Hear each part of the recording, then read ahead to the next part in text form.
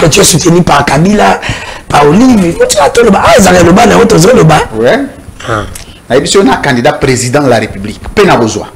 On a parié dans un plateau. On parie.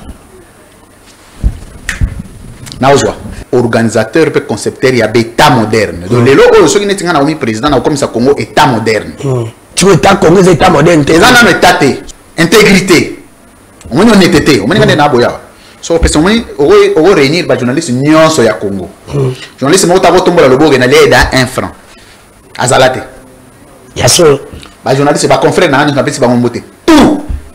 Moutou moko taboye, ils savent que Louis France, tout ça là, n'a d'accord pour mon roboué. Aller à 1000 francs. Azate. Mais celui de zone, est-ce qu'on a quand de Weberang, d'abord, ils ont un acte moko nommé été. Avant d'avoir un jour, mon roboué, n'a quoi à venir à Bangwa Oya. Yo, quoi à Oya. Abeli na bango là. Quoi à Oya, te. Et Berang, quel consulté bat? Il y a une consultation à l'UBT. Il faut appeler ça via photocopie à constitution. Pas ça rien. Via Fati. Photocopie à constitution.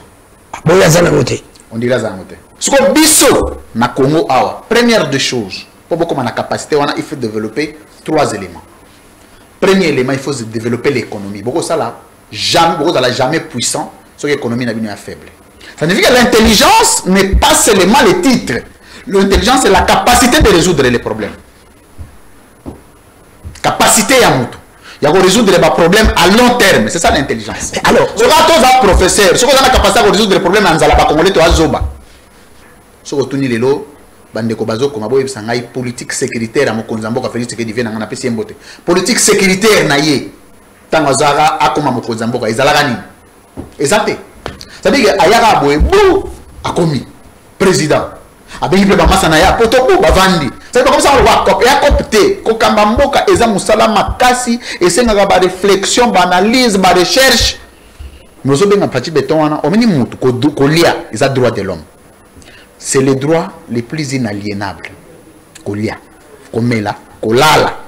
Il y a besoin de Congolais nini oya liaga soga oginzala. Netina. À part les politiciens. C'est la thé. On nous menace ngai. Ngai, tout ce que je fais, j'assume. Je suis un homme qui assume ce qu'il fait. Moi je ne suis pas. Je suis. Non, moi je ne suis pas. Non. Moi j'assume. Pas ne pas na muta matata. Pas ne pas muta fayulute. Pas ne pas muta katumbite. Un kamiliste. On est na chombo nanga. Fa numéro abatwana to eza to sola. Ce que pas na mutwana te. Un kabiliste. Bon, na ndimi na ngai na kabiliste. Mieux faut que la kabiliste cause à Tshisekedi. Moi je tiens M23 parce que Kabila a pas M23. Nam na loba ote Tshisekedi na mbimba bato baloba. On ngai je suis un homme civilisé. Donc pour na kota débat, il faut ça débat moko boyo ba congolais so ba mona ngona sens. Yana ba débat musu na kota ngote. Débat ya bemba. Ya bemba. Au kota de point. Parce qu'on a réputation te. Bemba la réputation te. Comment ça? Maga dignité ngana na banda ko m'engager na mamuna ye. Asisa na mamba famille ya succession. Bemba la dignité. Nazo ebisa asisa na mamba succession. Déjà famille so ko gérer te. Bon bien public ko gérer. On dit bah homme d'état. Bah yé bah on a langage d'état. Homme d'état aloba loa mutanzela te. So on dit homme d'état on dit ko loa mutanzela c'est que mutete ya subiete. Oui, mais ça c'est un homme d'état. Élégance. C'est un homme d'état. Fallu c'est un homme d'état. Oui. Katumbi c'est un homme d'état. Oui. Kabila c'est un homme d'état. Oui. Kabouya c'est un homme d'état. Té. C'est un homme d'état. Té. Mendy c'est un homme d'état. Té. Mbosso c'est un homme d'état. Té. Bat c'est un homme d'état. Oui. Kamene c'est un homme d'état. Oui. Samuel Konde c'est un homme d'état. Oui. Bocham c'est un homme d'état. Oui. Inako aussi c'est un homme d'état. Oui. Mtakati. Les deux journalistes. Il n'y a pas les deux journalistes. Il y a quoi? Il n'y a qu'un seul journaliste au fond là-bas. Edmond Yezouba, n'a pas si mbote. Oh, bon, j'ai les journalistes. Journaliste à la table. Alors, l'église catholique. La borne. Le seul journaliste que je vois là-bas, c'est Edmond Yezouba. Edmond Yezouba. N'a pas si mbote. Les deux communicateurs dans nos centrales. Merlez, vous n'avez pas si un beauté place. Ça, c'est un soldat. C'est un combattant. Ça, c'est un jeune qui se bat très très bien à transmettre la force. J'aime beaucoup les jeunes qui se battent pour les valeurs de la République. Merci Mbote Batata maman bandeko esengo yakoba ite bozali ebele na bandako na bino et partout na salon na bino pour kolanda émission na bino le banayo cette émission souvent présentée par votre humble serviteur Ndeko Danou qui fou là les seuls et l'unique journaliste oyo nzambe alanda kana ba ange na inde to bandi émission sambila ba ange na ba tiki misala bazali ko sala ba fandi balanda mwana na bango oya ila ka bango ba information ya République Mokati du Congo mboka ya Fati Beton mboka ya mwana ya papa Kisekedi mboka oyo batu nyonso babande ko tia ilika ite mukolo IDPS ikoza pouvoir congolais kolia 3 fois na journée mais lelo IDPS za na pouvoir est-ce que congolais abundaki oya bande ko soutenir l'État IDPS akoko balelo asepeli est-ce que congolais abande ko croire na ba opposant akoko balelo voilà ba opposant ya Congo basali musala parce que tout le monde abande ko ba Kabila démon Kabila soka longwe mboka yo kobonga même le président wazali en place de Kotilombo nous avait dit que le problème il y a Congo c'est Kabila, le problème il y a guerre à Congo c'est Kabila. Il avait dit même aux policiers nazo bonde la bino mukolo puis tout comment na pouvoir ko zala malamu lelo ba komi na pouvoir est-ce qu'il va pesi oyo bango ba lobaki merci na bandeko nyonso bazali kolanda biso obosa na te bosa abonner na chaîne na biso YouTube Ndeko Danou TV koto s'abonner partager o like sala kamalamu les seuls moyens oyo bino bo koki ko contribuer na mosala ya Ndeko Danou qui fula bo s'abonner ko zala malamu parce que awa boko so ka analyse ya Ndeko Danou ya ngai moko chaque jour pendant 30 minutes. Comme je vous avais dit, aujourd'hui je vais recevoir mon amboka Louis France DG à CNN Télévision comme Kabetani ma sur l'actualité et amboka na biso mais sans oublier aussi les journalistes comme Kabetani ma solo la corporation na biso c'est lui qui sera notre invité à ça déjà mais avant tout banda candidat le bana lui maman kende ko benga papa ibsa Ndeko Danou bandi ibsa bana batika makelele za télécommande sur ngana siliti bopesi bango batana bango novelas pas prenga elo comme monsieur Zalakate avant tout banda tous anon ba elima na biso boza komona rentrée parlementaire ensemble provincial à Kinshasa pas mon mboka Levi Mbuta isalima kilenjo là je profite de cette occasion pour na saluer mon mboka Papi Matézo le président ya ba président nyonso ya ensemble provincial na ilo na ba sali kokap c'est lui qui est le président cette fois-ci au moins Jean Honoré rentrée parlementaire union c'est l'Assemblée provinciale et seulement qui lundi et tous sont respectés. Ça c'est ce que moi je veux l'unité de l'Assemblée provinciale et cause de la malamu mingi de Bosangani va président de l'Assemblée provinciale union Papi Matézo le président Levi Mbuta premier vice-président Botala ouverture et session de l'Assemblée provinciale et à Kinshasa APK Animage. Ce 31 mars, les députés provinciaux de Kinshasa, dirigés par l'honorable président Levi Mbuta, ont relancé leurs activités parlementaires en se concentrant essentiellement sur les problèmes urgents rencontrés par la population de la capitale. Le thème traité inclut notamment l'augmentation de l'insécurité et les congestions routières qui perturbent la vie quotidienne des habitants de Kinshasa. Dans son discours, l'honorable président Levi Mbuta, qui place les préoccupations des Kinois au centre de ses actions, a souligné l'importance des thèmes abordés lors de cette session.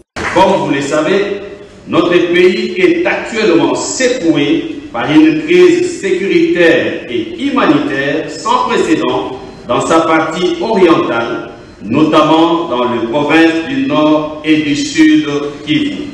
À cet effet, l'Assemblée provinciale de Kinshasa profite à nouveau de cette occasion pour s'insurger contre les bombardements meurtriers de populations civiles, pour saluer la bravoure de notre armée nationale, FARDC, ainsi que des forces d'autodéfense nationale, dites Wazalendo, qui se battent jour et nuit au front avec la grande détermination pour la défense de la souveraineté, de l'intégrité territoriale de notre pays. Pour le numéro 1 de l'Assemblée provinciale de Kinshasa, cette session est capitale pour aborder les taux de criminalité alarmants et concevoir des mesures tangibles face à l'activité des bandits armés. La présente session s'ouvre dans un contexte particulièrement marqué sur le plan sécuritaire.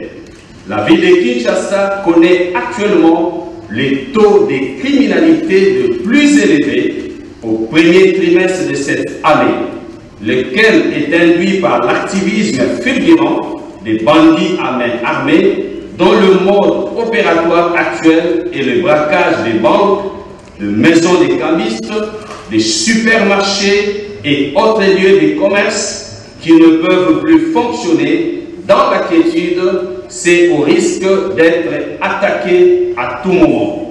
Conscient que la nation congolaise est attaquée par le Rwanda et ses supplétifs du M23, l'éminent président de l'Assemblée provinciale Lévi Mbuta a loué l'engagement du président de la République Félix Tshisekedi, bâtisseur de paix et protecteur des Congolais. Il est important de noter qu'au cours des vacances parlementaires, l'éminent président Lévi Mbuta Sangou Pamba a assisté la première ministre dans une campagne de mobilisation du peuple de la RDC en faveur de la sauvegarde de l'intégrité territoriale du pays.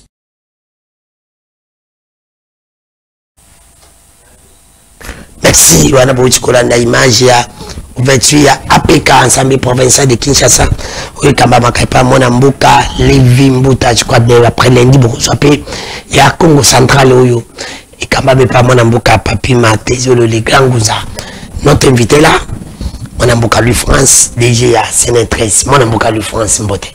Mbote de kodano mbote na ba Congolais nyonso, mbote na ba balangi mission na yo. Mission comme na le bana yo tozo le bana biso ba. Félicitations à l'équipe technique nyonso, et félicitations na yo pour ça la Congo. Tika ipenda oba oba anima. Merci. Boni Sénétresse. Sénétresse za kitoko, na profiter de sa bajon, pe ba cadre nyonso Sénétresse mbote. Téléspectateurs je crois qu'ensemble, nous allons être capables de changer le monde. Tu sais ça comment je vais appeler non ma bien photo le vérité ça mission to le baraka pas de pas appeler ça le belé la chaîne to le belaka ba politique ba bisi to yo za elle na zo ti photo na mtabi ande ko danu yamba yi ya za très rigolo na ba politicien mais mon copé ba bazo kende na chaîne na yi ba bi makasi ba bazo ko kolongwa na chaîne na mingi ngana kamanga bi mais c'est vrai abisinga ouais eza bonga ah c'est bon na utuna DG mutuna ya Sénétresse parce que ngana ibi que la séparation ezalaka nango biblique, la séparation elle est biblique mais ce qui va biloke belé ko sala malamu mingi natuna c'est vrai parce que les Algériens m'a bien moto et bien je pas besoin d'avoir prendre de deux sans fausse modestie hein? sans prétention aucune parce que nous bloqué pour côté il y a un souci. Non, allons-y. Yo mutomuti kokota makambu ya semaine. Tu vas quand même me permettre d'en parler. Oui, allons-y. Parce que vous allez nous excuser vraiment indépendant de notre volonté dans le Baranabi na Congo. Tout ça n'a pas ma pour moi. Là c'est l'incompétence à Messi Lucinde. Le DG de la Sélène mais tout n'a question pour nous longola Lucinde. Na Congo faut que nangaya, on va changer constitution. Bakambako ah tout ça peut na vrai gombe. Ce courrier ça okende pamba bon on a cité place biso de fanda. Biso ba pauvre aux alandés. Merci. On est là en direct, faut pas nous appeler to ya ba appel télélo. Botindi la biso ba testo to kokotangango. Faut pas nous appeler Botindi la biso ba testo. Nous sommes là en direct à Kinshasa qui est la capitale de la République démocratique du Congo. Mon mboka lui France DG à CNN télévision azana biso. Mon mboka lui France tout dans un des bizaki par rapport à la chaîne de télévision ça qu'on gère va vivre ça mal va départ Salemi moi et belé qu'est-ce qui ne va pas parce que depuis moi va départ monsieur Salemi est-ce qu'il a aux autres ils en a départ na CMLT mais vite aux autres ben membre départ nini d'abord un c'est les médias OEP il y aura le mieux de tous les médias privés déjà faut tous se mettre d'accord c'est vrai un CML ils ont le média qui paye le mieux les agents na ba médias nyons au privé sans fausse modestie comme yo muto meminga na terrain wana terrain c'est le seul média privé où ils en arriéré à 4 jours on y arriéré à 2 minutes exact on y arriéré de salaire les agents retard à salaire à 1 jour exact de 3 voilà c'est le non nazolo ba on a TVT de 3 ils a parmi ba structure ya média où ils ont les mieux organisés où la discipline sur ça l'émission na CMLT discipline, organisation, rigueur. Quand on a semaine. Départ, on a semaine. Et en plus, même si vous avez Yesu, moi Nzambe. Hein? A disciple. Oba disciple banda combien basuka combien? Yesu yako suka na disciple ga moko pe awangani.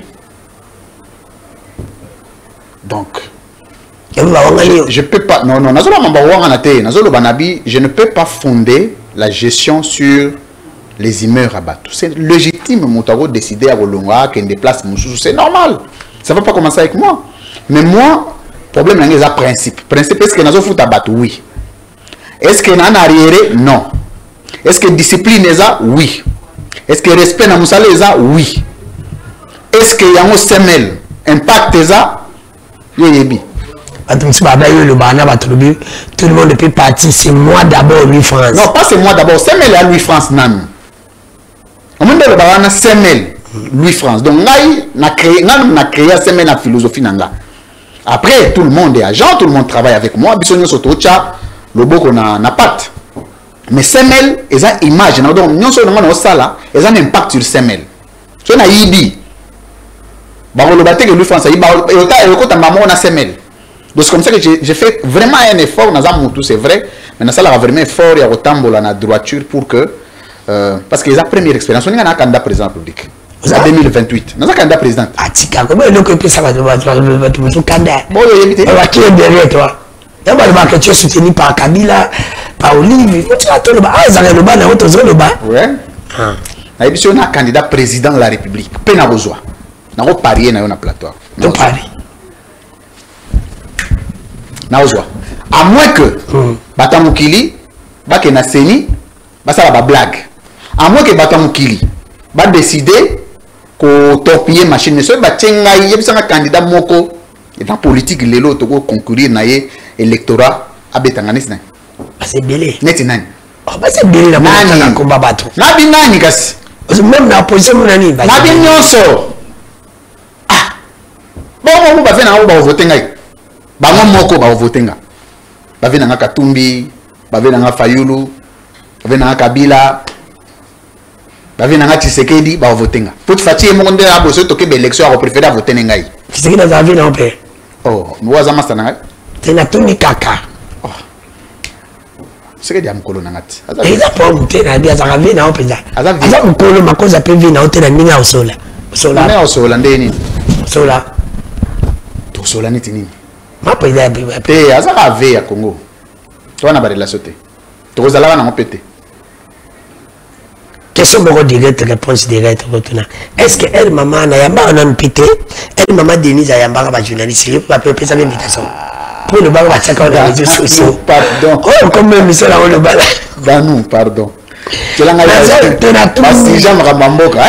Au moins est-ce que nous va dire que nous yanga il dit ça Ramamboka. Na la tuni na vous la plus à l'aise. Na yebi. Et ça pour me dire ça dans le mango côté de sur la ligne. Très bien. Na cha yo à l'aise. Et oui, bah personne peut dire. Moninga inaza chercheur sur des questions d'organisation d'État. Nazali organisateur et concepteur il y a État moderne. Donc les lots ceux qui n'étaient pas nommés président na comme ça Congo État moderne. Tu veux État Congo État moderne. Les gens n'ont état té. Ce que l'État moderne c'est exagéré. Les gens n'ont état té. Les gens état té. D'autres maintenant comme État moderne. Aux alam sale belé. Musala makasa. Ça tu penses que tu vas les faire dans 10 ans? Na yebite au moins déjà aux deux premières années Congolais n'y se place aux alliés aux indices il y a développement. Merci. Ce que vous avez la démocratie classique conviction. Conviction universelle les a raté. Vous comprenez? La conviction universelle n'existe pas. La conviction est une question d'abord individuelle. Ok? Mutu na mutu a répondre à la conviction na yé. Bateau le bakenda pas tu sais que il va diableté. Ok? Bateau peut pas qu'il en opposition ba sainteté. C'est pas des saints. Il y a pas de saints, il y a pas de diable. Mutu na mutu il faut répondre à la conviction na yé. Ce qui conviction na yé c'est qu'il faut soutenir Tshisekedi. Et à droit na yo et nous devons respecter. Mutu musu pas voulu soutenir Tshisekedi, c'est sa conviction, il faut respecter. Maintenant, le problème est à la ranini. Les lois arrivent à soutenir l'opposition, l'autre à soutenir une majorité. En ce moment, tu as la conviction à les années. Pourtant, la conviction est une vertu. Oyo, des perceptions sur la question. Par exemple, le monde dit non, Mbogo exagéré bien. Il faut na téléménant de côté, c'est que dit pour Mbogo exagéré bien. Moutoumoussou conviction avec Félix Serrier de ça bien. De ces deux personnes, baza bangomi balé batou. Baza la raison. Mais pourvu que Moutouna Moutou azala d'abord persuadé na conviction, parce que conviction ezala té loko moko zolo baka la TV. Ngai ba conviction na ngai non. Ba conviction ezali valeur républicaine, valeur d'état. Oyo yebike na ba valeur on a défendre na go bimate. Moneti ngomani ngani na abo. Atotche nga munduki bo na ba valeur na go trahir te. Wana eza mais ba valeur ni ko trahir te. D'abord justice. Place justice ezate ngai atotche ba millions esimbate. Intégrité. On est honnêteté, on est na boya. So personne on réunir ba journaliste nyonso ya Congo. Journaliste mo ta tombola lobo na leda 1 franc. Azalate. Ya so ba journaliste ba confrère na na pesi ba ngombote. Tout. Mutu moko ta boye bisa que Louis France to sala na eda cop moko boye. Ali anga 1000 francs azate. Intégrité. So pesi so ba pesi pa na komara. So ki ba pesi nga wenga de na boso na memelione timbongo. So na komi wana yo fo na bengi mutu wana na passé oye. Tout na batenyo so website non que musika to bani ko to na tapiter local la bateau oh bayara wana te voye. Parce que comme toza soki na bana zulio mbongo na pesio na bengi na téléphone na bima. Pesa mutu wana merci, mutu wana obengi yo moko bi papa na zumbongo na nga yo temps, merci. O likolo nango o 1000 francs pesi nga na boyi. On zoate. So bataba na mokili ba ebelete. Eza ba vertu. So ba vertu wana nga na ko na te vertu monsieur eza constance. Na pena na constance ya loi tata na maman. C'est un.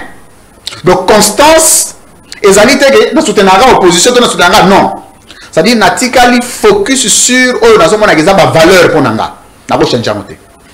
Quand je te dis non. Hein? Ato yena butu, ato yena moui, mon nom reste non. Parce que quand tu vois par exemple quelqu'un comme on parle les journalistes comme tu le veux bien entre nous, si on est autre banalité internos, vous t'abandonnez pour critiquer comme Kokoum, ça me vient à changer. Pourtant tu le trouves comment? Comment on est né? Il faut tout naïe. T'es juste comme on est né. Non, peut-être que on a évité ma motivation à Ezani. Je ne sais pas motivation à Ezani parce que on a dit que les questions de conviction ne sont pas universelles. La question de conviction universelle les a raté. Donc mutuna mutabi ndenge amone la makambu na ndenge na ye. Tu vois? Yo womona ke Tshisekedi asala bien. Menga na moni bongote. So yo lobi obali ko Tshisekedi asala mabe. C'est que yo yebi makambu yo boeli. Mais ngai o eza objectif na ngezali ko défendre ba valeur nanga pe ko tika la constant na combat ya ba valeur wana. Merci mon amour Kalu France. Moi to compte wana parce que ngapo me magenga metu ke non na politique. Consultation au dialogue sabri. On a récité. Na sepe na mtepo na kosipila. Toza nani. Kwa izali izakana nuka bongo. Mtomo pota nyo sare na komemone ba tele wana. Faut na yo. Na problème. Eza problème te. Vérité ezaka vérité. Lelo consultation dialogue tomoni. Ta isinga yo lingo attaquer ba confrère faut ba ofunda yo faut. Ce qui est la vérité, n'a pas la vérité. Oui, bingati. Alors, ce que n'a pas me pas n'anga ils a gagné beau solo. Voilà que ça, vous avez bien dit, ça ça la ramabé mais ça la gomme bien. Et puis ça moins forme. On peut avoir l'argent, on peut acheter des maisons, on peut acheter des voitures. Non, et puis ndeko danu. Il faut pas au vendre la vie boé, aux olingo comme riche. On met ce qui le na vie. Au linga lobi ba bakoma comme no la mboa. Hein? C'est que zala na combat ya comme riche. Il ne faut jamais mener les combats de devenir riche dans la vie. Et le minimum de la vie. Au lait, on a place à Rolala, à la limite, on a moyen de déplacement. C'est tout. Quand on a besoin de 5 ndap. Or, il y a ma coquille à 5 ndap, on a la prostitution politique. On a la vie, on a spirituelle, on a chrétien. La vie spirituelle est la vie à contentement et à stabilité. Quelque part, il y a contentement. Il y a la consultation, la dialogue. En tant que journaliste, au cours de consultation, il y a qui se dit. La consultation, c'est la qui par Kabila, la différence, c'est Zawapi, par exemple. Très bien. Déjà, il faut noter Bilo Romoko. Tu vas définir, tu vas la balise terminologique, il y a un concept. On va une consultation. Consultation est un concept politologique. Et constitutionnellement, droit positif congolais est emprunté. Concept wana est intégré dans la constitution article 78. On comprend? Article 78 est posé par fondement. À quel moment tu es dans l'étape de la consultation? Consultation, quand dans le contexte où le président est élu, mais dans la majorité dans le Parlement. Maintenant, il faut nommer un formateur pour que le formateur puisse posséder et consulter la personnalité politique en vue d'identifier la majorité. Vous comprenez? Si la majorité est identifiée, on déplace le Premier ministre à Robima. Et un formateur, mon tour a attitré, il y a quoi appliquer le concept de la consultation et un informateur. Et informateur a été nommé essentiellement par ordonnance présidentielle. Mais celui de Zomis qu'on a quand de Weberand, d'abord ils ont un acte nommé été. Avant d'avoir jour moko boye na coin ya venir na bangwa oya. Yo coin ya oya. Abeni na bangwa là. Coin ya oya te. Et Berand qui consulté bat. On appelle ça en droit le pouvoir verbal. Or, le pouvoir est d'attribution. Et le pouvoir d'attribution est par les actes. Donc, le cas du président, il faut un acte administratif de haute portée juridique. Où le président fait une ordonnance, a péché mon pouvoir. Ce que le président a péché mon pouvoir par voie d'ordonnance, c'est le pouvoir wana est na subasmate et le pouvoir à Wenze. Pouvoir ya bela déjà Wenze. Ya balabala. Ya balabala. Ya quoi oya. Ya quoi oya. Ça c'est de 1. 2. Dans la consultation, on a objectif de la consultation de la mise en place du gouvernement. Non, le gouvernement est déjà.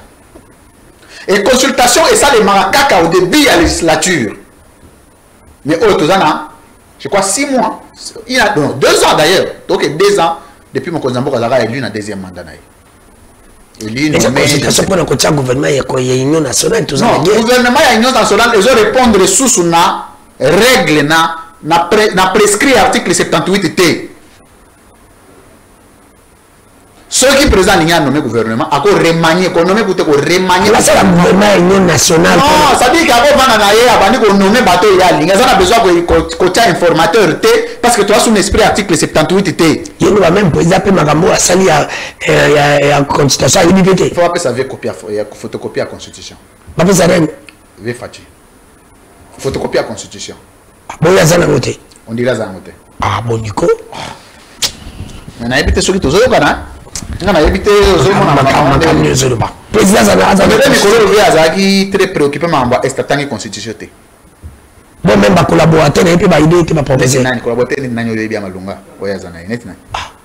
Nazo tuna oke so menga sko ba Berande ba Jean-Pierre Mbemba ba so na professeur Berande na pesi mboto wana vena ngai Bochap Balumanu peut-être que dans moko te libi to ke moko te bamende soki nazalaki na place ya professeur Berande wana vena ngai na pesi mbote ye moko ayebi place azali so na gi na lingi na zo pouvoir wana ba pesi ngate pour un professeur de droit ça c'est de l'illettrisme. Quoi? Illettrisme. Le pouvoir est d'attribution et seul soit la loi soit un acte juridique soit un acte administratif qui peut attribuer le pouvoir. Le pouvoir verbal n'existe pas.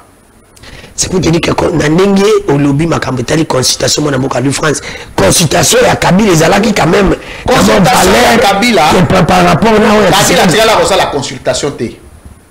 Kabila a un processus, il y a négociation, il y a dialogue comme mode de règlement de divergences politiques et sociales. A mis en place un informateur, enfin, un médiateur.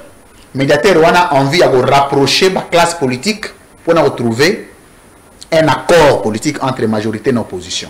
Mais a consulté qu'à pouvoir. Il a consulté par notre ami comment Janou le PPV na oli sanga munganga mambo sérieux ça c'est bien ça ba to ba diba ça mo ande na je na oli sande sayuti aza ministre aza ministre ya sport parce que pena ozo mona pena que tant to sur mambo ga sérieux mambo eza sérieux ok chama mambo sanga munganga tabi oli sanga munganga za sérieux te il a été ministre dans ce pays ngai munoko na ngeko mabololo te na li de sanga principe ozipe mon idée là nasola kina ve moni na pesi mbote nasola kina na c'est là aussi dans le niveau il a 21 mois pour capiter tienne valérie na épargner au détail kembe ba poser bango na ti parce que pe mboka ya na to no question moko ngana to na mituna vie moni siko ba consulter qui en tant que asa opposant il y a tant que regroupement ni on faut tout les béran là to na mituna te le journaliste amone no zo ebate siko béran de mo wa ebande on béran des professeurs à toi mais professeur a droit na zo biso que azo sala droit ya nzela droit ça banzete parce que ce qu'il faut payer ça ibéran mais il faut payer ça moto à titre béran non o tina nga pelo ka mabe na boiti o tina nga pelo ka mabe tant que nga na professeur na biso no excellence situation to ko kenango boité esimba te to sa ngo boisi alors non il fallait que ça la ordonnance hein et puis même si on a ça l'ordonnance on a même si on a na soubassement parce que mon ordonnance va motiver rango vu ce sont des éléments motivateurs d'une ordonnance d'un acte administratif parce que c'est belan touche parce que si est touché té na yo ça makambo balabala ya makambo nzela il y a rien de sérieux c'est pour te dire que tout s'attend de l'eau comme côté na consultation mais nabi yo vandi na ndako bengi moto yo banda ko consulter ba to cha gouvernement en place bino pe vandi mboka bandi ko zela biloko wana vous attendez quoi un gouvernement c'est quoi ya union sacrée on dirait ezana makambo le gouvernement est en place déjà et salité mais ce que le gouvernement ya sika bakocha et osala bona mboka comment ndeko ko Félix Tshisekedi ata bozui Yesu bocheli premier ministre mboko esimbate quoi ata bozui Yesu Yesu Masiya mwana nzambe nzambe na biso bokomisi premier ministre na ta président Tshisekedi esimbate tu peux pas comment ça Félix oui absolument non seulement Félix problème il y a Félix c'était j'ai toujours dit comme chercheur parce que moi biso nous pensons biso to pense à la République dans le monde donc on dirige Congo na lola hein nous pensons au diriger na lola non ça dit que ngai nazo ça dit que ozana idée ya mboka ça dit ndenge mboka il faut ezala bino siko botala ndenge mboka eza biso ba penser total ndenge mboka il faut ezala na monde mboka pour se développer seul le moteur azana pouvoir à changer mboka na malamu to na mabe eza mokonzi mboka mutu musuti ata yo premier ministre oza savant et simbate soki mokonzi mboka za incompétence wana eza transmissible na bato nyonso. C'est pour dire quand on dit que les gens, les collaborateurs de sécurité sont des incompétents, ce ne sont pas des collaborateurs, c'est lui-même le chef. C'est lui. Parce qu'il y a des compétents pour choisir les bateaux incompétents. Toi, tu es compétent. Comment tu choisis des gens incompétents? Même si tu choisis des gens par mégarde. Mais qu'est-ce que tu fais pour t'en débarrasser et trouver des personnes compétentes? Professeur Amaïla, quand tu as bana zoba. Non, professeur Amaïla, il a commis sa bana bazoba. Non, il a commis sa bana mayele. Non, professeur Amaïla, il a commis sa bana bazoba mayele. Professeur pas zoba, a comme ça s'appelle bana ya mayele bazoba. Tu peux dire nyonso eza professeur. Mais tout ça na biso de 5 ans Isaiah Pamba. C'est l'autre.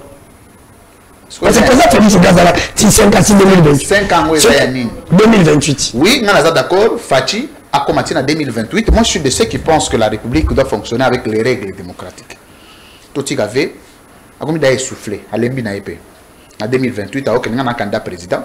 Pour soutenir ngai bo pesa ngana mboko so na kokite premier mandat ngape na kei bolugi mutu musuboche ceux qui ont dit président na tant autozali pour na kimé contact on a un problème na est là il faut le dire pour na kimé contact pour ça problème na est y a un problème toi la guerre et là la guerre pété les amis il va territoire la biche occupé problème toi la deux provinces occupées ndeko danu ceux qui ont dit na taille aux après donc ça une association ça la confidence ngai na comment au moins 4 ouvrages sur la géopolitique. Parce que le problème, c'est un problème géopolitique. Déjà, à partir il y a problème à qualification, il y a problème, toi, Nango.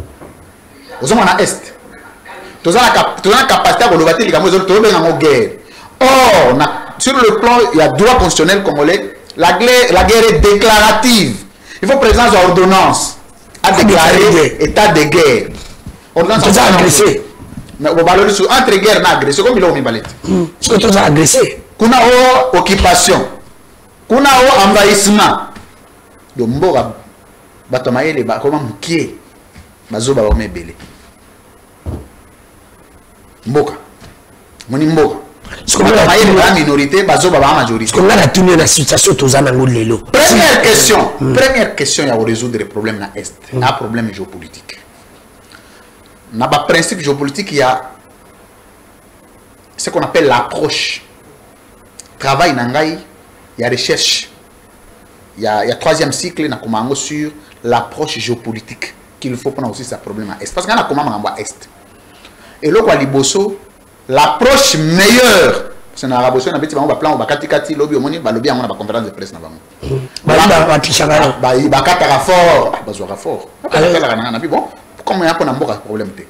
L'approche qu'on appelle la pragmatique.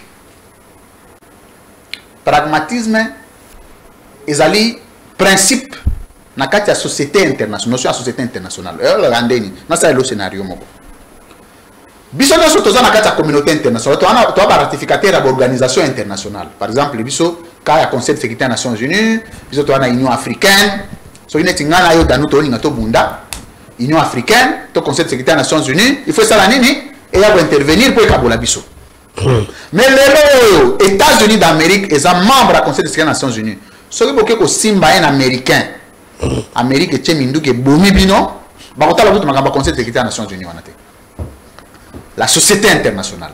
Ce que biso na Congo awa, première des choses, pour beaucoup de capacité, il faut développer 3 éléments. Premier élément, il faut développer l'économie. Beaucoup ça là, jamais puissant, ce que l'économie n'a pas faible. Bino déjà économie bozu kamere boche après kamere boje bozu mukoko samba boche de économie pour na bango ya rande ni ko kitisa ba prix au moins déjà la bêtise nationale commence à partir du moment où on pense que économie ya mboka doit se résumer à biloko golia ami ke batibati na message salut ndiko dano ah médecine à lui France c'est vraiment na ningaka mingi merci beaucoup salut ndiko dano lui France azao gay. Salut Ndeko-Dano, je vous suis en direct, vraiment merci Ndeko. Nalingaraye alobaka bien. Merci. On va développer tes amis. S'il vous plaît, faut pas nous appeler, nous sommes en direct. Développer tes amis. On est tous sangisa mayele, te confronter d'intelligence. Hein? De lui France a mis une idée. Yopé, au Saïni. Et bien ici idée au lobby non place on lui France lobby il faut abonter il faut la boîte ton amour à terre. Le débat maïli. Yosko bandé lui France à orgueil. Mais maintenant il peut le bien ça va couper sa résultat. Mais c'est nani tamaïli. Mais le bien bélan dans un professeur. Après c'est le gamabé bah si monsieur touche. Touche à un professeur. Mais vous allez maïli aux professeur te oui. On met sur quel namboka. Pour vendre namboka tenga vendre namboka. Na kola namboka na. Na bota mankuna. Namboka. So OK. Au moins malade biso to bengaka babenga ngoni rat na mboka yana bat muntu mobo ya tangate hein azuka gilet takati onzolo pa azu moi nini ya bicarbonate ba poussière babami boye mutabiki mais boke na yena HG mutakufi. Ça signifie que l'intelligence n'est pas seulement le titre. L'intelligence c'est la capacité de résoudre les problèmes. Capacité ya mutu. Il y a résoudre les problèmes à long terme. C'est ça l'intelligence. Alors, ce que tous les professeurs, ce qu'on a la capacité de résoudre les problèmes en Zalaba Congolais, tu as Zoba. Merci. Mon amour à France. Dossier, il y a Madame. C'est ça qui était ma Est. Allons-y. Approche géopolitique. 1, il faut développer l'économie. 2, il faut équiper l'armée. Armée, le loi est ndeni. Pourquoi on va faire un 14 000 touka pour nous retomber là, non, bazamba non. Pour nous retomber là, non, bazamba. L'armée c'est l'intelligence. So otuni lelo bandeko bazo koma boye sangai politique sécuritaire amokonza mboka Félix Tshisekedi vient na pesi mbote. Politique sécuritaire na ye. Tango zara akoma mokonza mboka ezalaka nini? Ezate. Ça veut dire ayaka boye bou akomi président. abengi pe ba masa na ya potobo bavandi c'est comme ça on va copier copter ko kamba mboka eza musala makasi esengaka ba réflexion ba analyse ba recherche nani azana tango sala ba biloko kuna ndozo mona nani basa ba fetité on a mboka le France tout ce qui est kende tout ce qui est des sujets monsieur c'est dans ma casse nous allons solo aboy bataille sacré à orgueil ils allons lire ba message ils ont compté belé sur la bilata le message tous attendent là tout dans la question là tout dans la question na la zali na besoin de aborder lelo to tanga nchiki peut to ta to continuer au tanga nchiki parce que na moi déjà na ma professeur d'université na moi déjà le 15 juin na ma professeur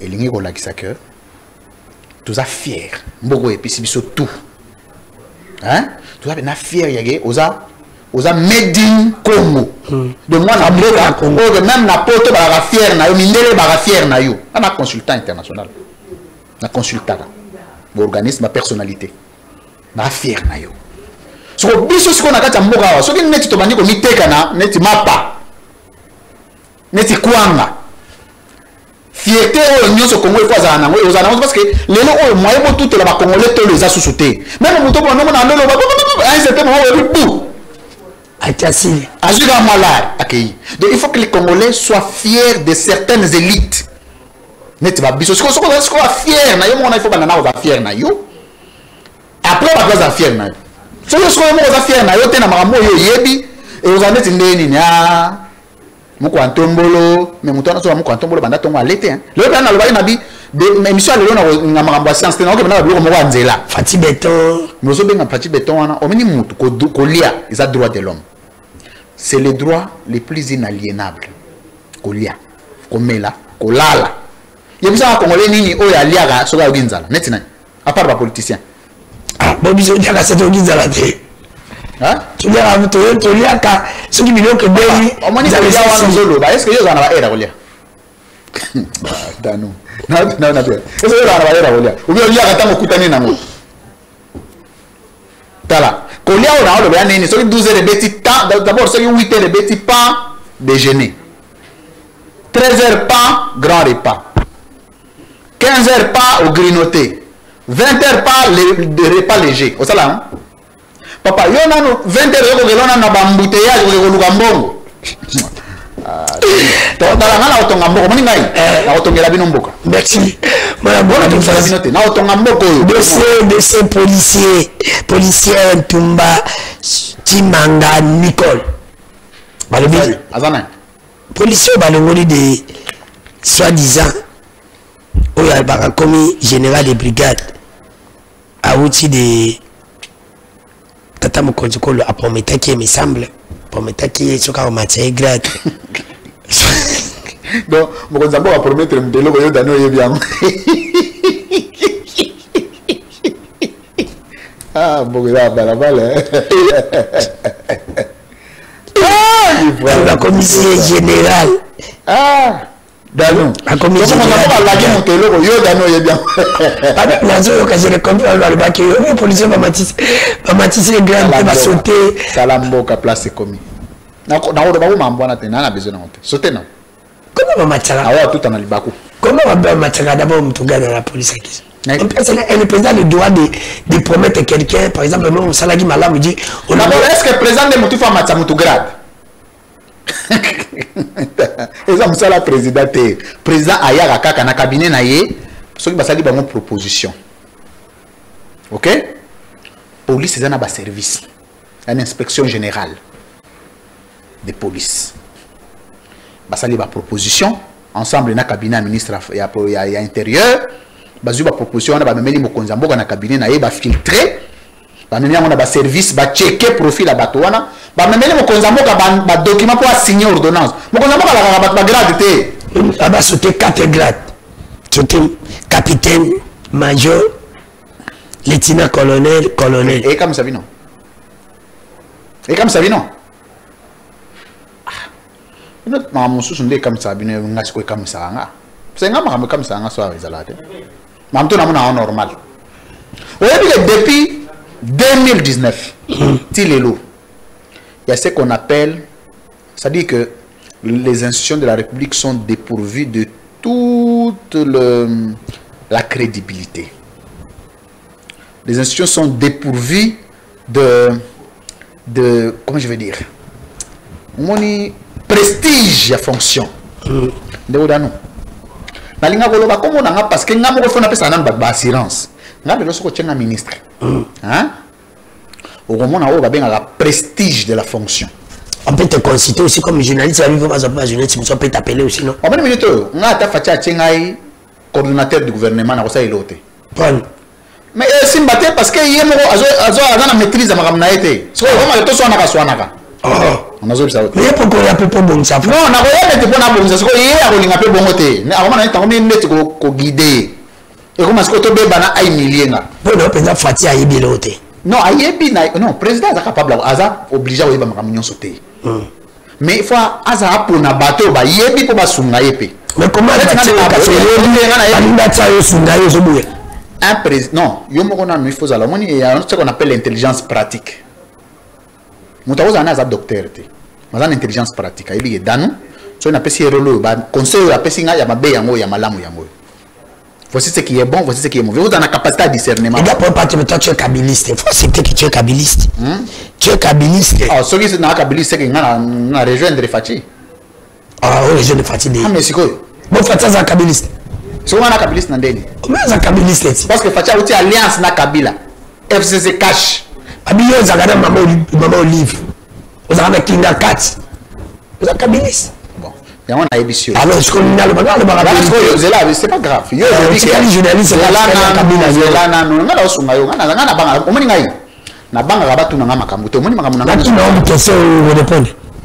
C'est la thé. Tout ce que je fais, j'assume. Je suis un homme qui assume ce qu'il fait. Moi, je ne suis pas. Je suis. Non, moi, je ne suis pas. Non. Moi, j'assume. Pas ne pas na matata te. Pas ne pas na fayulu te. Pas ne pas na katumbi te. Un kabiliste. On so yena chombo nanga. Ba numéro ba toana to eza to sola. Est-ce que pas na mtu ana te? Un kabiliste. Bon, na ndimi nanga ina kabiliste. Mieux faut que toza la kabiliste ko za Tshisekedi. Moi je soutiens M23 parce que Kabila a parlé M23. Ngam na ba ote Tshisekedi na mbimba bato baloba. Bon, omoni ndeko nangai. C'est des débats légers. Il faut biso ba lutte hein, to élever débat. Vous avez nous n'êtes pas yo somona déjà nazo attaquer moto o sali boy o somona dana attaquer moto na ba média. Somona ngali yebisa ngalo lo déjà que nous France a attaquer moto tel ya botana na institution soit journaliste net na. On appelle ça l'organisation des éléments de la grandeur. On ngai je suis un homme civilisé. Donc pour n'importe quel débat, il faut un débat moko boyo ba congolais so ba mona na sens. Yana ba débat musu na kota ngote. Débat ya Bemba. Ya Bemba. Au côté de point. Parce qu'on a réputation te. Bemba a la réputation te. Comment ça? Maza dignité ngana na bana ko m'engager na mamuna ye. Asisa na ma famille ya succession. Bemba za dignité. Nazo e bisa asisa na ma succession. Déjà famille so ko gérer te. Bo bien public ko gérer. On appelle homme d'État. On a un langage d'État. Homme d'État, alors on a un so moni muto homme d'État, on a un tanzela, c'est que mon tête est soubiette. Un peu comme ça, tu as un boutiste. Quand un homme d'État te parle, oui, ça c'est un homme d'État. Élégance. C'est que c'est un homme d'État. Fallu, c'est un homme d'État. Oui. Katumbi, c'est un homme d'État. Oui. Kabila, c'est un homme d'État. Oui. Kabouya, c'est un homme d'État. C'est ça que c'est un homme d'État. Mendy, c'est un homme d'État. Mbosso, c'est un homme d'État. Bat, c'est un homme d'État. Oui. Kamene, c'est un homme d'État. Oui. Samuel Konde, c'est un homme d'État. Oui. Bocham, c'est un homme d'État. Oui. Inako aussi, c'est un homme d'État. Oui. Chadal, c'est un homme d'État. Non. On a beaucoup de France. De C. T. Dans le but, il n'y a pas de C assumé. Je ne vais pas être dans le but, c'est ça, au Tigal Net, moi qui dis.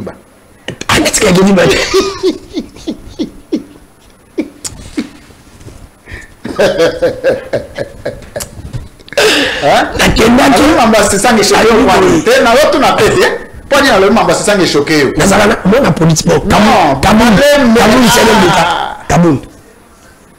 Kabound c'est un politique. C'est un politique. Moi, j'ai pas des amis, des amis politiciens. Ils ont compris à ça. Ozo Sambanana, on aurait prendre la question. Tu n'as pas dit sur Ozo Sambanana, on a vu la maman de l'île, c'est ça, on a choqué pourquoi? Il ne s'est choqué. Jamais. Non, on demande aux hommes qui étaient. Non, non. Là, c'est ça. On a eu ça homme d'État. On dit? Pardon? Il n'aime trop le bal.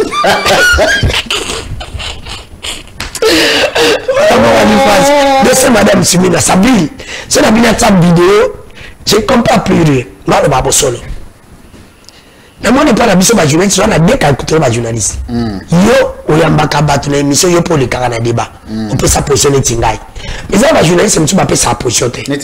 Dans le bakak, article journaliste. Il faut que tu son qui kaka débat. Oh, nous te va bimissi bongo le chocho. Yé, abandonné le kako défend débat. Dans cette vidéo, on commande que des femmes ont des accords sur la copola. Que oh, il va passer un bon pas défendre. Parce qu'il y a un débat qui m'a dit que moi je reste les journalistes. Dans cette vidéo. Aux yeux du sous débat des accords entre bon amboka Israël Mutombo pour la deuxième madame. Et bizante. Balancez la vidéo. Parce que tu es autorité, parce que tu es magistrat, parce que donc au quoi qu'on s'en a sur Yolingi. Ah, mon a été, a été, a été, a raté. Oui, bien été. Ah, pourquoi me forcer à battre comme ça, un journaliste. A été. Gaëtan le cas. Tala. Non, tu as dit. Oh, non. On a image, on a épsilon. Toleki. Tu es à l'aise, tu es à l'aise. Et Toleki. Bah, confrère, là, bah, yebani. Banan. Peter Tiani, Mikolo, Marambo Sala, non, c'est pas la note. Démocratie. On a Obima, on a website, non, Marambo Sala est à bientôt. Mais ça, je vais lui dire ça en coulisses. En coulisses. Masanobi Peter. Peter Tiani, Patrick Lokala, Edmo Izuba, Yves Bouya, Yomoro Mutozana Plateau, Danouke Fula, confrère, Bazé Belé. Baza Marika Samba, Zampengo, na yebiete. C'est pas na ya on na wani mutu. So na yebso na yebiete, peut-être na vous attend au ça na obima na vérifier ça là. De ça madame Sumina. Quand Jinaï Bomi Mutu, les gens disent que c'est lui, Batumse Balbiete, lui en tant qu'homme intellectuel. Est-ce que Sumina en tant que premier ministre ata Azoti Sansini Kindenga Azoti côté Jinaï Bomi Mutu soka yibaki tengano peto yibite. Est-ce que ça parti à responsabilité? Cortège na yebomi mutu te ba torturer mutu ba ozoyer na maboko ozo bandire mutu kutagi cortège na ye bazomi ba torturer ba bolier. Est-ce que ça a responsabilité? Ba responsabilité nyonso ezali kolwa mutu na ye. Pouvez-nous na bandi ba benga responsabilité politique. Sumino. Il est coupable. Responsabilité politique d'abord, parce que dans la démocratie classique, la fonctionnalité à état moderne, ils ont la responsabilité politique d'abord. Vous comprenez? Pendant que nous avons ce qui est bien, sous l'impulsion du chef de l'État, sous le haut patronat du chef de l'État. Chef de l'État, parce que pour nini et là, chef de l'État, sous le haut patronat du chef de l'État. Tout ça.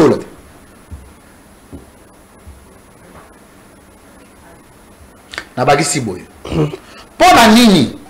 Makamu nyonso ata moto a détourné mbongo. Bat balobara Tshisekedi gouvernement na bat na ba niyibi. Poni. Tshisekedi moto yibi mbongo te moto yibi mususu. Pona nini la taraye? La responsabilité politique.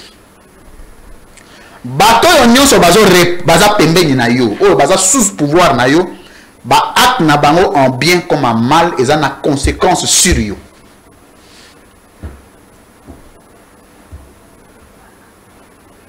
Je prends un cas. Ce qui est major wana. Oyo bozomo na kangaki Kagame. Aye ko mema yawa na Congo.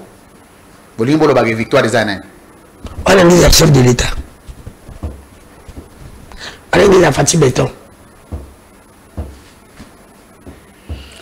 Ndeko nangai scandale nyonso. Oyo eleki na institution mboka. Généralement ezana bandeko na biso ya diaspora et particulièrement bata Belgique. Mama Souminwa asa d'abord incompétente. Ah, mutamatisi de la militaire. Na peu de temps. On a eu que premier ministre ndem mutamatisi de la militaire. Hein? Premier ministre hein? Premier ministre ndé. Ah donc si je comprends bien depuis qu'à la solde de la militaire on est dans possible na romatisa bando boya nanko. Est-ce qu'on a le banini na tout ni kaka mo. On a tout ni na bisé avant solde de bando matate c'est que nanko. Au moins il logo ba bengi prestige de la fonction. Mokonza mboka soki alingi to continuer kozwa fonction wana président public au sérieux. Asenga Mama Souminwa a démissionné. Pourquoi il a démissionné? Parce que tout en étant, comment prouver sa responsabilité, établir responsabilité n'a été aussi longtemps, à sa revêtu dans le privilège de juridiction. Comment? À sa première ministre en fonction, il a invité pour assouplir la procédure. Il faut démissionner, nous pas se mettre à la disposition de la justice. Ce qui est responsabilité n'est pas établir ou pas, mais pourvu que la procédure est à la déclencher. Il y a un pouvoir dans ma boucle.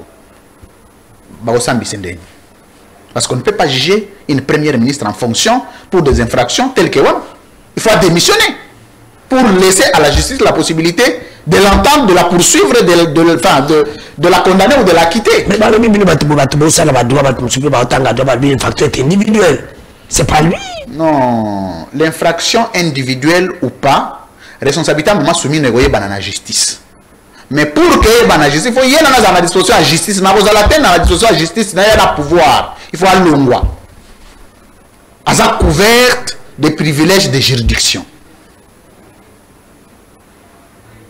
Ils ont d'exception. Ils ont élevé dans la fonction d'État pour que l'élo, Mama Souminwa Ndengazawana, par exemple, na cour d'appel. Mais ce qui a démissionné. Ça y est une cassation parce que juridiction compétente. Il y a premier ministre Zali, cour constitutionnelle, parquet près la cour constitutionnelle. Or, cour constitutionnelle, les infractions sont énumérées dans l'article 65-66, ou soit il faut une infraction d'outrage au Parlement, d'offense au Parlement, d'outrage au Parlement, oui, délit d'initié. Je veux dire, il y a 3-4 infractions qui sont énumérées. Mais pour que va poursuivre bien, il faut démissionner à se débarrasser de la fonction. Il faut créer un entrave, obstacle dans la justice. Comme ça, à partir de la justice, il va établir responsabilité ou pas. Mais même si il démissionne, mais le gouvernement tombe, non? Tu n'as aucune question. Oui. Tout le peuple. Mais le gouvernement tombe. Oui, bien sûr. Le gouvernement va tomber. Bien sûr. Comment ça? On peut assouplir la procédure. Allons-y. Parce que démission, c'est démission politique. Le président est désigné les vice-premiers ministres précédents du gouvernement pour assumer l'intérieur. Ministre de la Défense. Je pense que ça doit être intérieur. Ministre de la Défense, non? Non, intérieur. Intérieur et sécurité. Nous avons précédent dans le ministre. Mais ça fait peine. Ça fait peine. Ça fait peine. Oui, oui. Ministre intérieur, ça fait peine. Ah, jamais Chabani. Oui, oui. Ça fait peine.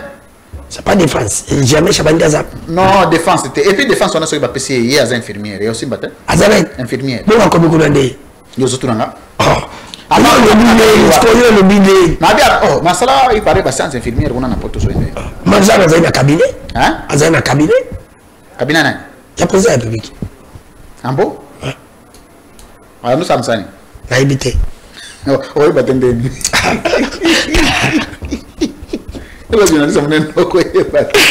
Est-ce que allons-y, tu vas finir pour la truc de la République qui a mis. Et donc, et maintenant, comment ça arrête? Je vois ma montre. Et donc, dès que nous avons un Mama Souminwa. Aza un problème moko. Premier. Groupe Abatinion sur la Belgique. Bazaka batikala ko s'attendre l'état dans un rêve le plus fou. Il va assumer ma fonction. Jamais. Jamais. Et alors, il y a un ministre de la commission pilote. tant qu'il soit avion, tant qu'avion il y a dans l'écolo. Puis abandi ko tant que ça on dengue ba kumba avion. Mais voilà, avion ça déjà en l'air. Des situations à Congo. Ah oui. Bazo yeko l'avion avion ça dans l'écolo. Bazo yeko la ko gérer, bazo gérer. Non, ça dit que bazo yeko la ko kumba avion ça déjà l'écolo. Des situations à Congo. Nous comme on va bien, il y a pas besoin de payer penser solo. On a évité on a ce que nous bengi orgueil c'est que na fier na. Population moi c'est ngana ya baba sapato. C'est tant moni banana ya na yo yeso ma baba bilamba. Population de mtati c'est la bien fongo la téléphone oyo. Non, population wana est toujours respecté wana bande bona biso to pesa bango mbote. Puis c'est aux leaders des accusations ya bato, il faut prendre ça comme subjectif. Nga affectant ata. Mais il faut y baguer lelo, lui France a parmi les jeunes les plus aimés na Congo. C'est que lui nani je suis dans ça débat va bien matériel. Soumina ndaza wana vraiment c'est pour te dire que à certainement ta ko comment. Il y a un objectif nini. Oh. Abandonne ça depuis Kalati. Ayaka non, un objectif nini ayaka. Oh, à ça l'économie, yo soka da sali interview mo sur l'économie ya mboka. Soyoka. Osoyoka. Premier ministre incompétent. Premier ministre incompétent. Il est incompétent, c'est il est comme juste. Kamni. La éviter parce que il y a bisa ngelo ko moko banda mama Soumino azawana et loko moko échanger. Et l'ongwe mabe comme malamu pona ba congolais net. Soldat va soldat vie matisi. Au moins da soldat mon ami. Prime na soldat dia 500. Prime ba ola ka kola. Na ko to ko ba soldat te. Yo lo ba ma mususu ngana yo tozo vivre. À terme ici $, peut-être à 28. À côté, on a combien? À 28. Parce qu'on a terminé ici. Ils ont 28, ils battent. La criticité. Ils ont la 4-4. C'est une compétence. Il y a pas pour critiquer. C'est une compétence. De yo, quand la classe, on a la 5e primaire, on m'a raté. On a ce qu'on a compétent. On a maïl. Merci d'avoir découvert ce matin qu'on a d'avis. Nous sommes en direct à Kinshasa, qui est la capitale de la République démocratique du Congo. C'est votre émission. Le bal, cette émission passe de lundi au vendredi, 17h15 à 18h15. La rediffusion de cette émission intervient chaque jour à 7h30. Merci d'avoir chaîne partenaire Nabiso. Au plus vous aurez Nabiso sur mon monde. Si tout le monde découvre bien, on a 12h, 22h. On est en rediffusion de la chaîne Nabiso. Au bâtiment de Nabiso, Bobo, ça n'a été que s'abonner à la chaîne Nabiso. YouTube. Construction, les amis. Ah, production Nangaï. Hein? Et là, Nangaï. Pardon? Entreprise Nangaï.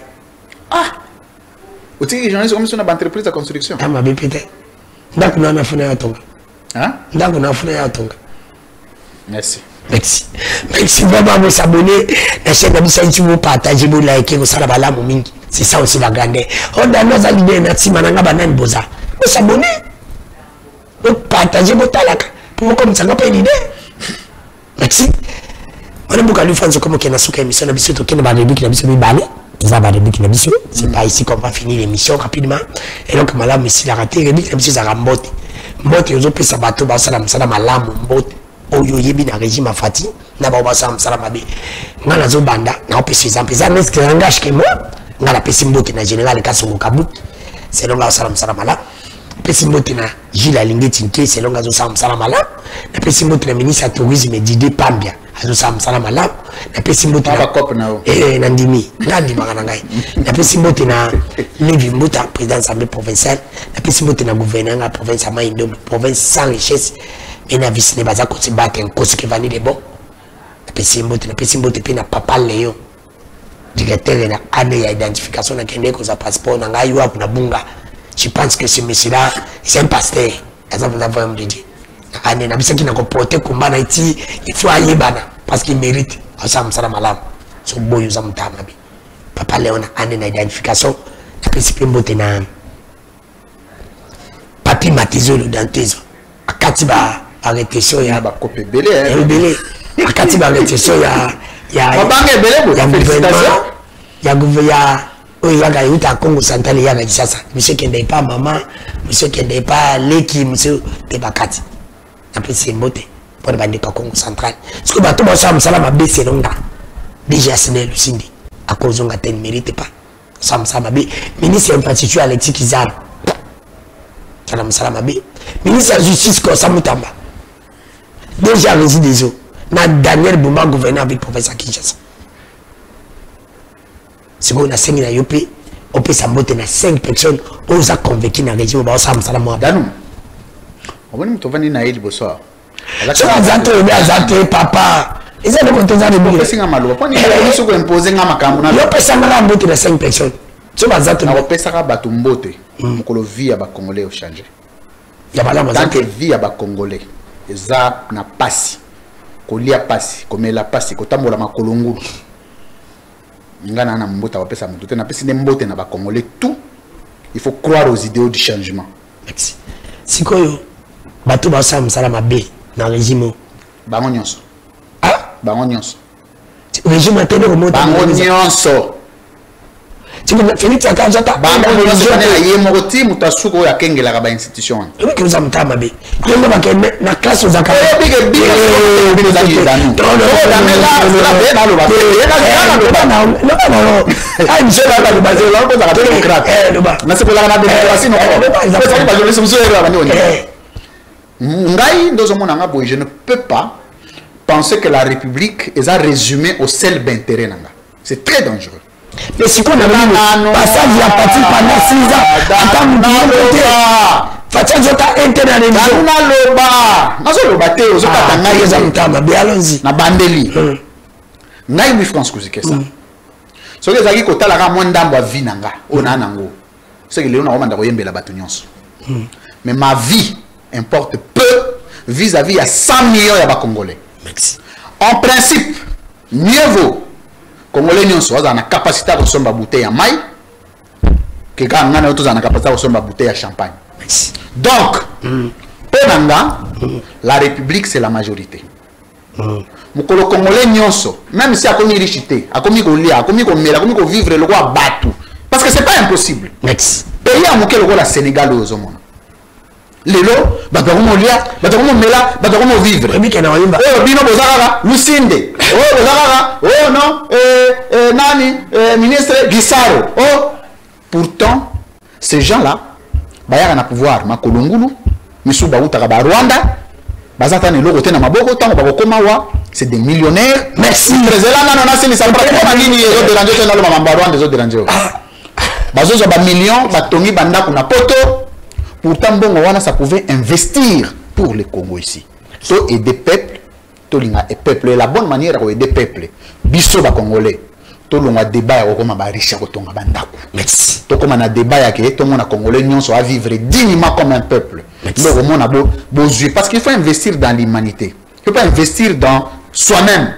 Merci. Il faut investir dans l'humanité, c'est le meilleur investissement. Merci. Pour nanga, Congolais non ça vivre na bien té, bilan est catastrophique, n'a pas pesa mutombo tété. Merci. Donc la dernière rubrique na biso bo solo pe bo sembo atoro ba vérité, tozo tchaba pilonga ba tozo pona.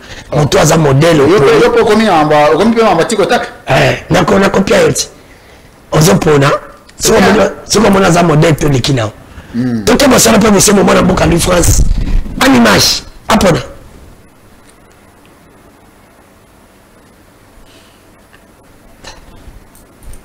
Entre les deux ministres, on a moko alongwe moko azali, la ministre a intérêt nani au passage naie, ils a ko tia que soko comment ta président ko tike comme ministre. Mutute. Dans ta mona na Koluna est continuer. Ah, Koluna est continuer. Criminalité urbaine est continuer. Donc mutute incompétence n'incompétence. Foi na foi. Toneka.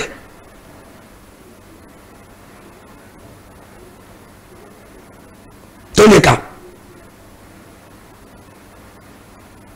D'abord, il y a mon moto pour il faut à mon nana. Amateurisme, s'il vous plaît.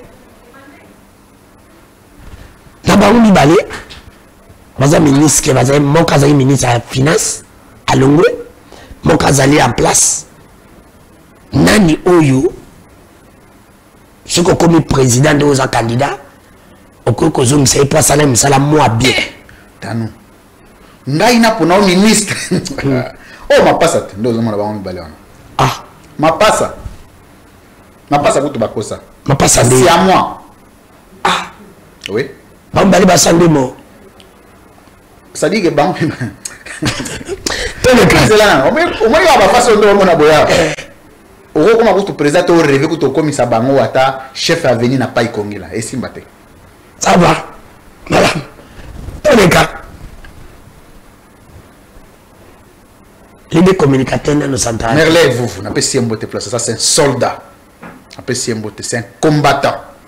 Ça, c'est un jeune qui se bat très très bien à transmettre la force. J'aime beaucoup les jeunes qui se battent pour les valeurs de la République.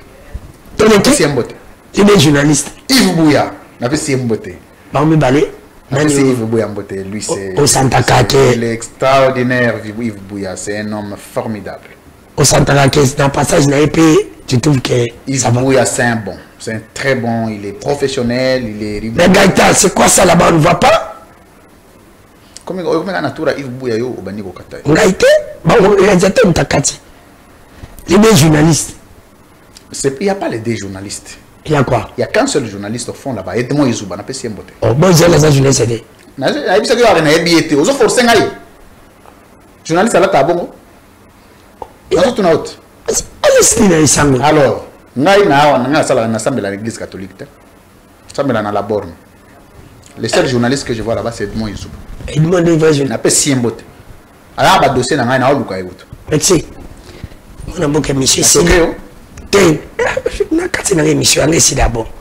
Émission Sidi, mais avant, émission Sidi, on a payé au glissement 1 minute. Au salut, il y a une différence entre. Ah non, c'est nous à sincère. C'est nous semble vraiment à la bonne.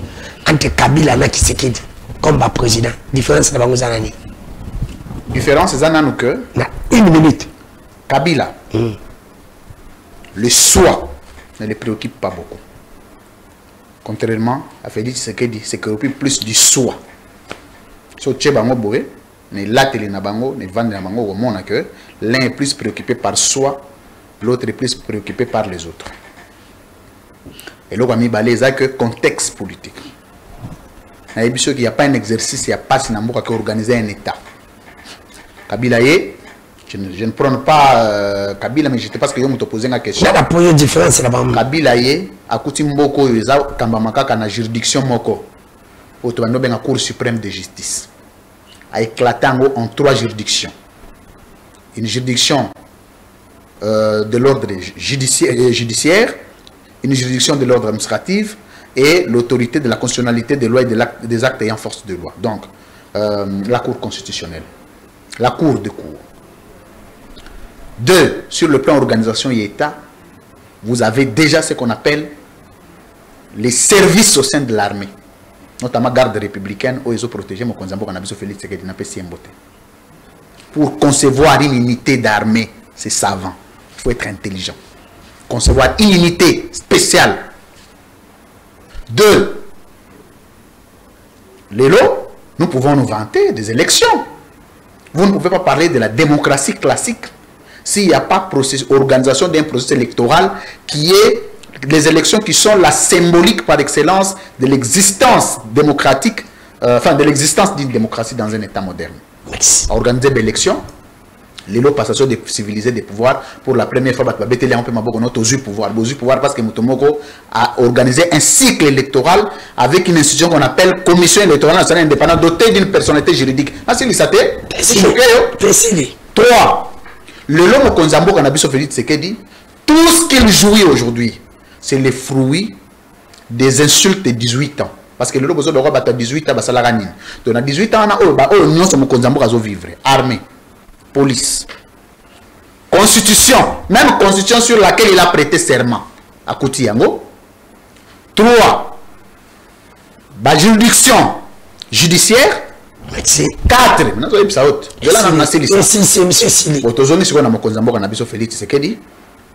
Sur le plan, sur le plan des actions sporadiques, gratuité, non. Organisation de l'État.